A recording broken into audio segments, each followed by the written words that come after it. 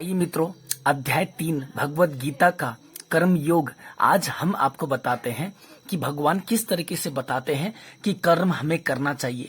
कर्म से पीछे कभी नहीं भागना है, न तो कर्म से रक्त होकर विरक्त होकर या दूर रहकर संन्यास बनने की जरूरत है। कुछ नहीं, कर्म आप जो भी करते हैं बस अच्छा कर्म होना चाहिए, उस कर्म का निष्काम भाव होना चाहिए।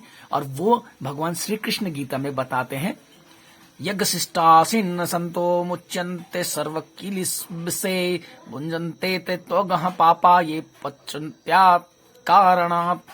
भगवान के भक्त सभी प्रकार के पापों से मुक्त हो जाते हैं क्योंकि वे यज्ञ में अर्पित किए भोजन को ही खाते हैं। अन्य लोग जो अपने इंद्रिय सुख के लिए भोजन बनाते हैं वे निश्चित रूप से पाप खाते हैं। इसका अर्थात भगवान को अगर जो भोग नहीं लगाते या अपने सिर्फ स्वार्थ के लिए, अपने स्वाद के लिए भोजन बनाते हैं, वो दरअसल पाप ही खाते हैं।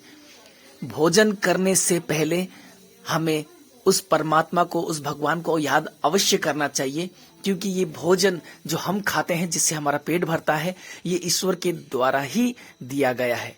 फिर भगवान कहते हैं, एवं प्रवृत्तितं चक्रम नानुवर्तयति य अघायुरिंद्रिया रामो मोघम पार्थ सजीवित। हे प्रिय अर्जुन, जो मानव जीवन में इस प्रकार वेदों द्वारा स्थापित यह चक्र का पालन नहीं करता, वह निश्चय ही पापमय जीवन व्यतीत करता है।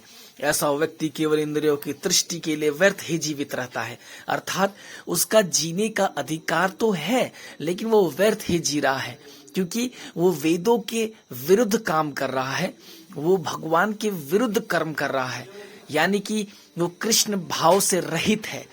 उसने भगवान को नहीं जाना, वो जी तो रहा है किंतु उसके जीने की कोई आकांक्षा नहीं। वो मूर्ख व्यक्ति जो जीकर भी अधूरा है, उसे अपने मूल कर्तव्य का पालन नहीं करना आ रहा, या तो वो नहीं कर पा रहा, या तो वो सिर्फ जानता है कि सोना और खाना ही उसका जिंदगी है। आनंद का अर्थ यहाँ सिर्फ और सिर्फ भगवान की भक्ति से है। भक्ति नाम जप से ही कलयुग में सुख दिला सकती है। भगवान फिर कहते हैं, मयि सर्वाणि कर्माणि संन्यासधात चेतसा निराशीर निर्मो भूत्वा युष्य विगत ज्वरः। अर्थात हे अर्जुन,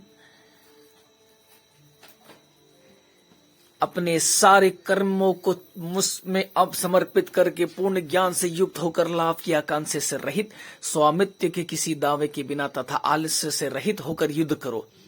भगवान यहाँ पर ये कहना चाहते हैं कि युद्ध का अर्थ है काम, कर्म, अपना कर्तव्य का पालन। अर्थात आप जो भी कर्म करते हो उसे भगवान को समर्पित करते चलो। ऐसा करने से आप पाप मुक्त हो जाओगे। यहाँ युद्ध का अर्थ कर्म से है। आप जो भी काम करते हैं उसे करते रहिए, बस गलत काम से बचे और प्रभु शरण में रहे। कर्म तो करते रहिए और नाम जप करना